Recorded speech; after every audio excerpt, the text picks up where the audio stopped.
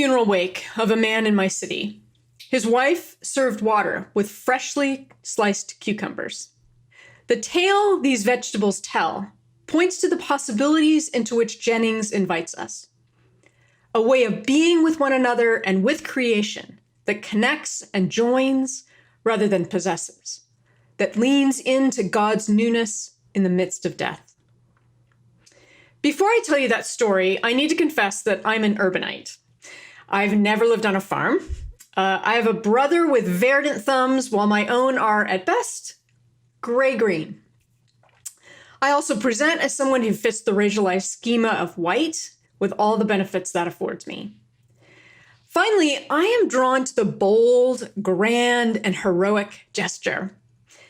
But I muddle away in my day job as a professor, sometimes flounder as a mother, struggle to be a friend, and overall live a rather unspectacular life.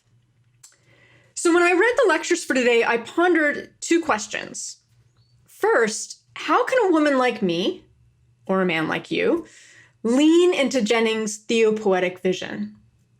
What does this look like for me, for my people, seeking faithfulness in a town situated in greater Los Angeles? And second, why do we reject this offer? Making home together sounds amazing, seductive even, especially when loneliness and friendlessness abound. Yet Jennings describes our rejection of the invitation to dwell, to indwell in the Spirit's new creation. If the Spirit of Christ is remaking the world, if the Spirit has descended on disciples as we proclaim, then despite evidence of spectacular failure, there must be a minority report, a remnant, a glimmer of the power of God who refuses to bow to improbability and impossibility. Thus, like any theologian worth their salt, I look to ordinary saints with whom I live and worship to explain to me how my doctrine means and what commitments enact them. When I reflect on creation and Jennings' invitation to make home together in our land, with our neighbors, as those who lean into God's new creation, I think of Dr. Kristen Ritzah. While her alter ego could have garnered success as a cutthroat lawyer, Kristen instead walked down a path that took her deeper and deeper into comprehending the interconnectedness of creatures, soil, and humans. And all of this with God. Kristen earned a PhD, writing a dissertation entitled Seeds of Resurrection, a model of agricultural spirituality rooted in the narratives of female-run, faith-based farms in the U.S. She has academic game, so to speak. But what makes Dr. Ritzah unusual is her refusal to leave her body, or anyone's body, be that child, cow, or even bacteria in the soil, behind. She does not consider insight, the head, sufficient for living into the cycle of life, death, and resurrection. When what we need, she reminded me when we spoke, is a willingness to do work. To be practical about why I asked her to help me with this response, along with others in our congregation, Kristen wanted to start a community garden. When they approached the city, it turned out that a survey of our neighbors by the city had indicated this was one of their top hopes. So the leadership put some seed money aside, but what they didn't have was a space, a place. So our little corner church stepped up. Now, I have to say that when she and others announced that our church was going to collaborate with the city for a community garden on our site, I thought, huh? Where? Our church doesn't sit on a large swath of land. You can see in the pictures. I mean, just look at that. It's not ideal. A garden? Jesus states his own improbable and impossible doctrine of creation in a short parable. The smallest seeds grow to become trees in which others find shelter, spaces of connection, and build nests for new life. Leaning into this vision of reality, Kristen partnered with pastors, with our congregation, with city council members, with neighbors, and the miracle. Up sprouted the Monrovia Community Garden. You might think I'm talking to Kristen because she's one of those in touch with the earth sorts of folks, and that's what the doctrine of creation is these days. Kind of hippies, but with maybe better hair and a more sensible use of "do you dig?" Kristen's a straight shooter. She explained that this simple and small plot connected her and others to our neighbors, to God. It joins us to God's good earth, and even to the bajillions of bacteria that flourish in the soil to keep it healthy. And like any good mother, Kristen insisted that one cannot merely believe in making home together. Homemaking, eating and living together, tending land, caring for creatures, means doing your chores. Making home means work, labor. And then there's those other people. So much annoyance, so much complication in connecting our lives with them. But there's beauty in this ordinary dwelling together. And like Bonhoeffer's grace, it doesn't come cheap. Plants are not things to be purchased and forgotten, but rather living things to be tended. And if you're Kristen, talked to. We have to get our hands dirty so our hearts and heads can be reformed by the Spirit. It's in this laboring, in the work itself, doing that work together, that we embody our connection to one another, to God, and to land. Kristen insists that, as in all life, the cycle of the seasons, planting and farming, remind us of our own mortality.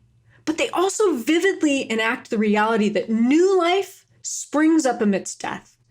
The Spirit of God cannot be squelched. Unless a grain of wheat fall into the ground and die, it abideth alone. But if it die, it bringeth forth much fruit, Jesus says in John. While that's a romantic turn of phrase, laboring with our bodies to live into our own dying was never a crowd pleaser. Not then, and not now. Which brings us back to the death of our neighbor. He and his wife applied to rent a box in the community garden. Like others, they began to attend various courses that the garden offers. They chatted with other neighbors, those with their own boxes or those resting on benches placed in the common space that grows herbs and veggies for all takers. Kristen got to know them, a small part of a growing set of web-like connections seeded by space. One day, the wife informed Kristen that her husband had had a massive heart attack. And there she was, at the garden, bent over her plantings and sharing her worry with a new community of friends. Then the husband seemed better. They returned together, and the nameplate on their box now read, "Fresh Start." This was their new beginning. They worked, and they planted, and they tended. But then sometime later, the wife appeared alone, hands again in the box, harvesting their small crop.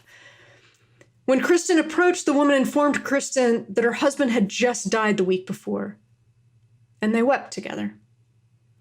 Then the woman said, "We're having the service, and I want to serve these cucumbers in the water for guests. These are his cucumbers. He planted them." Amidst death, his wife showed up for her chores. Amidst death, a celebration of life, love, and small gifts. Amidst death, Kristen and their friends toasted a life with fresh cucumber water. Jennings claims that cultivating life in the midst of death is a skill, and skills require work and intentional reformation of habits, a step-by-step conditioning of our capacity for joining. Being formed and forming Christians in our era who believe in creation and creatures may be more akin to getting in shape after millennia as couch potatoes. Kristen had answered my second question. Why do we fail to be formed by the doctrine of creation? Dwelling together with each other, with God, with creatures, and with the land necessarily alters us, pushes against our staid ways of being. As our recent discussion ended, my own flabby creation muscles became pretty apparent. I often feel this amidst those who get the land. I feel a bit like Eve, naked in a garden that I am clueless about how to tend. Kristen addressed my barely concealed guilt over lame involvement in our own community garden, lackluster performance as a gardener, and illiteracy about our food supply chain. Like Jennings, she reminded me that new life begins with perceiving, by paying attention, so that we become aware of our interconnectedness. Then we can take that next step, intentionally taking up the good work of making home here in this spot, with these people, with these creatures. The Monrovia Community Garden isn't a grand plan to renew the earth, though there are those who are called to that work, along with others who make this little venture run. Kristen isn't a savior, but an ordinary saint among ordinary saints. What they share, what we share, is a willingness to risk being reformed for neighborliness, to chance engaging with a God whose expansive love embraces all that is.